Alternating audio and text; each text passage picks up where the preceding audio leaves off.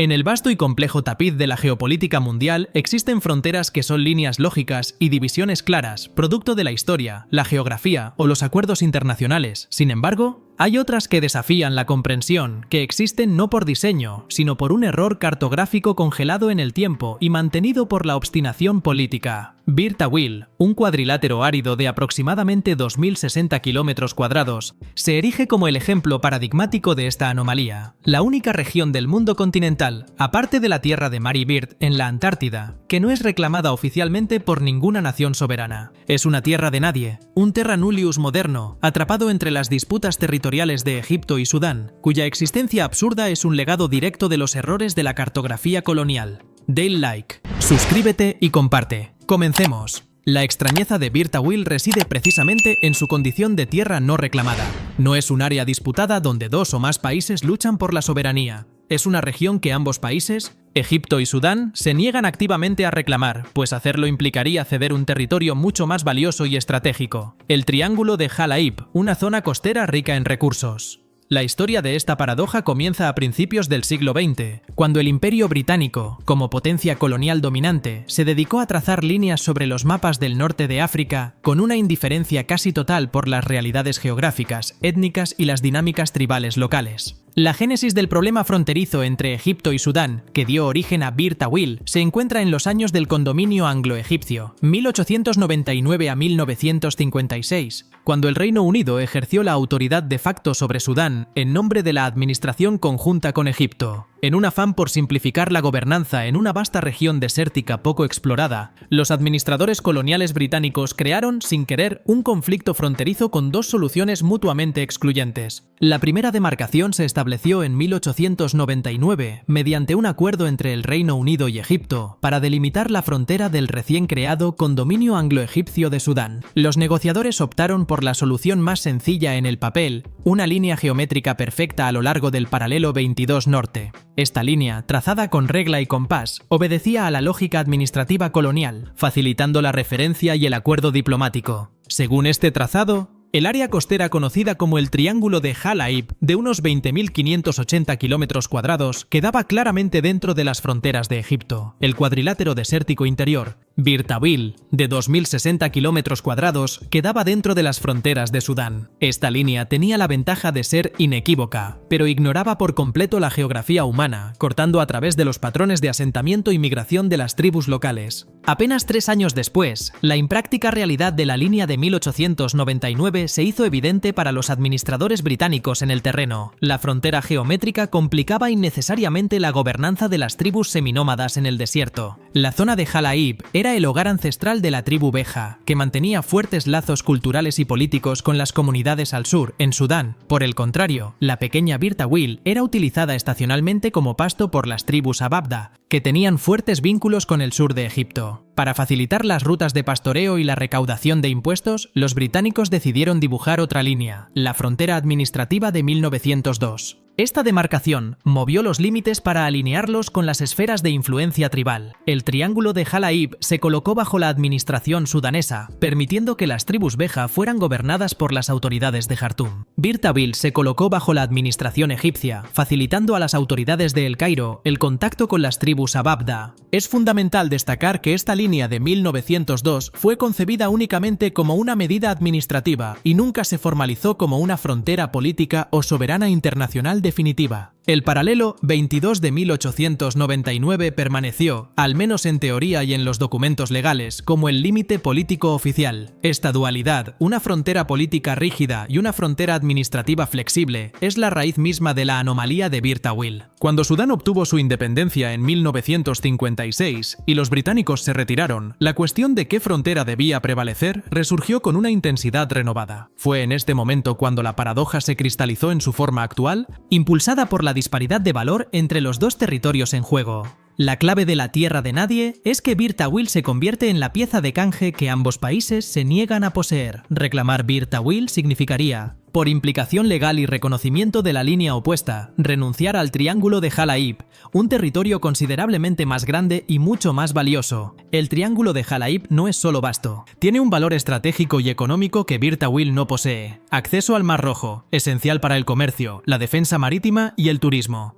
Pesca y recursos marinos. El acceso a las aguas del Mar Rojo incluye importantes caladeros de pesca. Potencial de hidrocarburos. Se cree que la plataforma continental adyacente al triángulo de Jalaib podría albergar importantes reservas de petróleo y gas, una perspectiva tentadora para ambas naciones. Birtabil, por el contrario, es un desierto interior, árido, inhóspito, sin acceso al mar y sin recursos naturales conocidos en cantidades explotables. Es, en esencia, un territorio sin valor intrínseco, cuya única relevancia es su función como prueba legal en el reclamo sobre Jalaib. El miedo a perder el valioso Jalaib es, por lo tanto, el motor que mantiene a Bir Tawil como terra nullius, they like. Suscríbete y comparte. La negación mutua ha congelado a Bir Tawil en un limbo legal único que tiene profundas implicaciones en el derecho internacional. El término terra nullius significa tierra de nadie, en latín. Históricamente, se usó para justificar la colonización de tierras que se consideraban vacías o que no estaban bajo la soberanía de una entidad considerada civilizada por las potencias europeas. La existencia de Bir Tawil hoy en día es una anomalía, ya que está completamente rodeada por dos estados funcionales.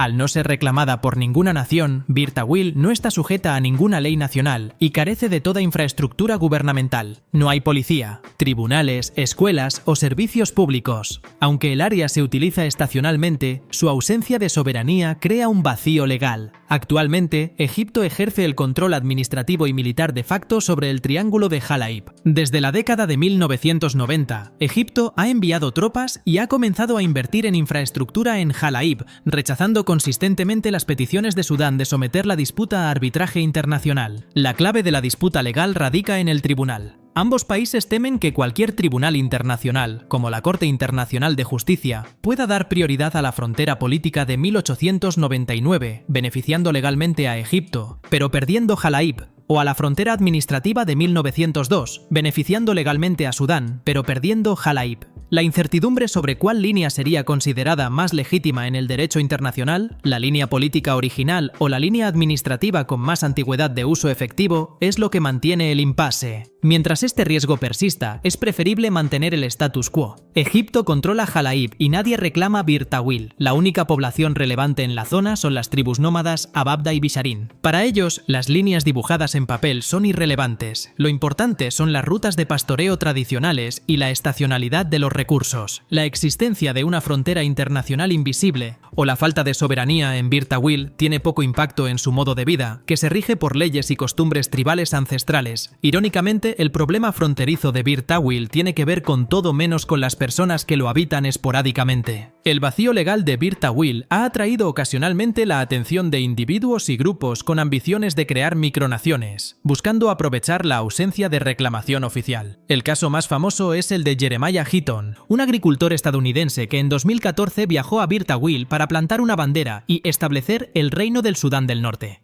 La historia, a menudo contada como un cuento de hadas, era que Heaton quería cumplir el deseo de su hija de convertirse en princesa. Este gesto, aunque mediático, subraya el atractivo que tiene un terra nullius en la imaginación popular. Es crucial entender que estas proclamaciones no tienen ningún peso en el derecho internacional. Para que un territorio se convierta en un estado soberano y sea reconocido como tal, debe cumplir con los criterios establecidos en la Convención de Montevideo, 1933, que incluye una población permanente, un territorio definido, un gobierno efectivo y la capacidad de entrar en relaciones con otros estados. Bir Tawil, por su propia naturaleza y situación, carece de la mayoría de estos elementos. Los gestos simbólicos como plantar una bandera no confieren soberanía. La soberanía solo puede ser establecida por una ocupación efectiva y continuada por un estado soberano y, lo que es más importante, por el reconocimiento de la comunidad internacional, generalmente a través de las Naciones Unidas. La existencia de dos estados vecinos que tienen un interés directo en la región hace que cualquier intento de crear una micronación sea legalmente nulo. Aunque Bir Tawil no está reclamada, la única forma práctica de acceder a la región es a través de territorio egipcio, por carreteras que parten de la ciudad de Aswan o la zona de Shalatin, en el triángulo de Jalaib, controlado por Egipto. Las autoridades egipcias, en particular el ejército, controlan estrictamente el acceso, exigiendo permisos especiales a los visitantes. Si bien este control de acceso no es un ejercicio de soberanía dentro del cuadrilátero mismo, es un ejercicio de seguridad fronteriza ejercido por la potencia que administra el área circundante, lo que complica enormemente la posibilidad de una ocupación efectiva por parte de un tercero. El cuadrilátero de Bir Tawil es más que una simple anomalía fronteriza, es un testimonio silencioso y perpetuo perpetuo de la rigidez de las fronteras políticas coloniales y la posterior irracionalidad diplomática. Las líneas rectas, trazadas por potencias europeas a miles de kilómetros de distancia, ignoraron la geografía humana y se superpusieron unas a otras, creando un conflicto legal que ha durado más de un siglo. La existencia de Bir Tawil es el precio que Egipto y Sudán están dispuestos a pagar por la posibilidad de controlar el mucho más valioso triángulo de Jalaib. Bir Tawil no es un error de omisión, sino una consecuencia directa y deliberada de la negación mutua. Es la prueba irrefutable de que, a veces, para poseer lo que se desea, es necesario rechazar aquello que carece de valor, creando así la frontera más extraña del mundo. El destino de Bir Tawil permanecerá atado al del triángulo de Jalaib. Hasta que una solución política o legal resuelva el futuro de la tierra valiosa, Jalaib, la tierra de nadie, Bir Tawil seguirá flotando en la indiferencia política y en el calor del desierto, como la cicatriz de un mapa mal dibujado, un vacío de soberanía que tiene un profundo significado simbólico y legal. Su aparente sinsentido es, de hecho, el sentido mismo de una disputa histórica congelada. Dale like, suscríbete y comparte. Hasta la próxima.